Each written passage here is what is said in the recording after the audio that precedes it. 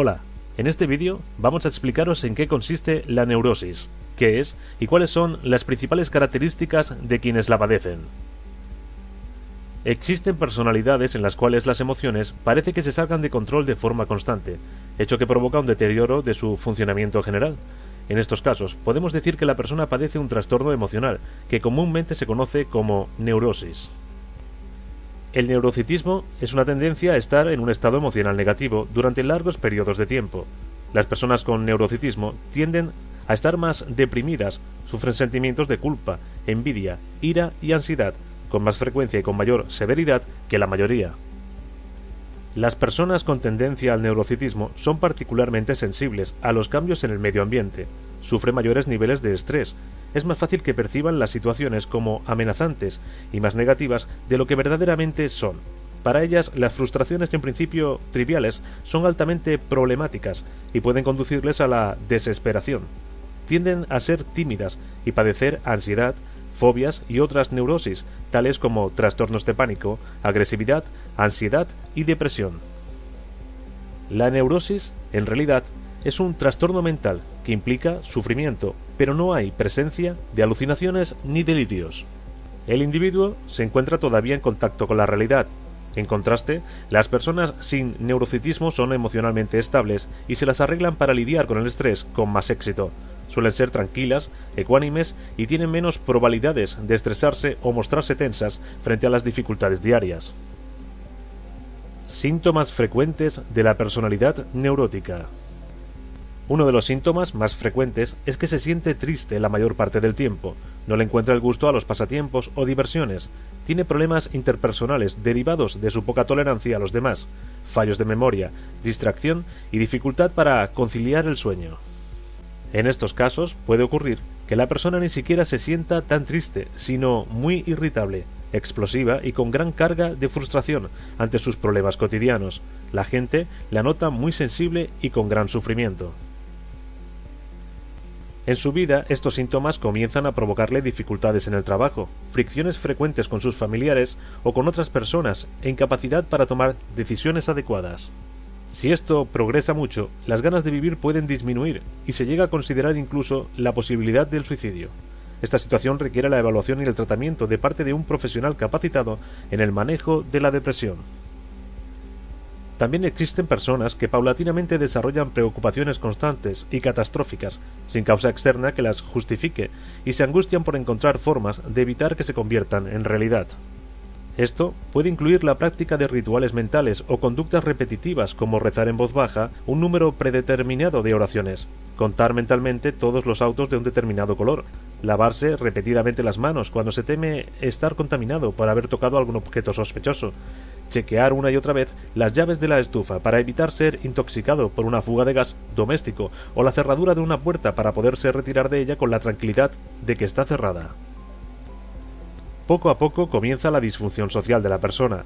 Los demás la ven rara. Le cuesta trabajo incluso salir de su casa a realizar sus actividades normales, prefiriendo recluirse. Hay condiciones en las que la ansiedad se eleva de forma muy intensa y prevalece así a lo largo de semanas y meses. Son personas que se sobresaltan muy fácilmente y constantemente tienen la sensación de que algo malo les puede suceder, pero no saben de qué se trata. Frecuentemente se quejan de dificultades para descansar durante las noches, ya que les cuesta trabajo quedarse dormidas o mantener el sueño, y por las mañanas se sienten tan cansadas como si hubieran estado despiertas toda la noche. También pueden experimentar sudoración excesiva de las manos, latidos intensos del corazón, sensación pasajera de estar volviéndose locos, falta de aire o en algunos casos temor a morir repentinamente. Todo ello es compatible con un trastorno de ansiedad. ¿Qué es la neurosis? La neurosis es un conflicto. Ciertamente se trata del resultado de un conflicto, generalmente inconsciente, entre los sentimientos que el sujeto siente realmente pero que no se atreve a admitir y mostrar, por ejemplo, dolor, ira, miedo, culpa, apego, autodesprecio, y los sentimientos, conductas, que se cree obligado por sus propios miedos, la educación recibida, las exigencias sociales, etc., a expresar. De esta contradicción, de este choque, surge habitualmente una máscara intermedia, un sentimiento, conducta, más o menos deformado, al que llamamos síntoma, un conjunto de síntomas, recibe el nombre de trastorno. La neurosis es un bloqueo. Como resultado del conflicto anterior y sus síntomas derivados, la persona no puede fluir y adaptarse con facilidad a la realidad. Se atasca, fracasa aquí y allá, pareja, trabajo, relaciones sociales, proyectos, felicidad, etc. Sufre mucho por todo ello. Como resultado, sus síntomas se retroalimentan y perpetúan. La neurosis es una defensa. ¿Contra qué? Precisamente contra sus dolores más secretos e insoportables, su desamor, sus traumas, sus miedos, sus sentimientos reprimidos, su infancia perdida para siempre, su responsabilidad de hacerse cargo de sí mismo o sí misma, etc. La neurosis es una estrategia. Paradójicamente, los síntomas neuróticos ofrecen también sus ventajas, pues dan al sujeto la oportunidad de ser el centro de atención, reclamar amor y mimos, dominar el entorno, evitar la vida y las responsabilidades, etc.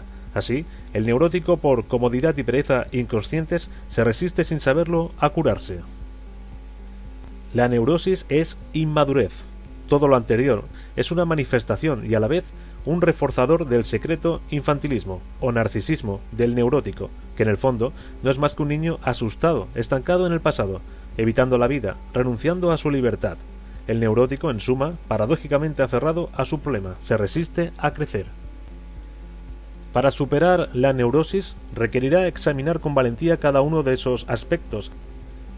Para ello, la persona afectada tendrá que destapar, aceptar y aprender a convivir con las verdades más duras de sí mismo y de su entorno pasado y presente. Tendrá que revivir muchas cosas, expresar sus emociones, superar sus miedos y sentimientos de culpa, realizar sus propios deseos, abandonar sus últimos apegos infantiles.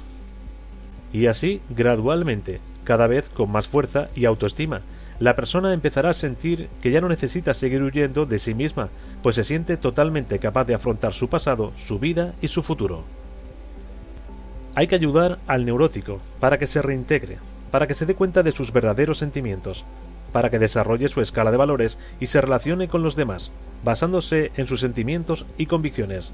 Karen Horney. Esperamos que este vídeo te haya gustado y te sirva de ayuda. Hasta pronto.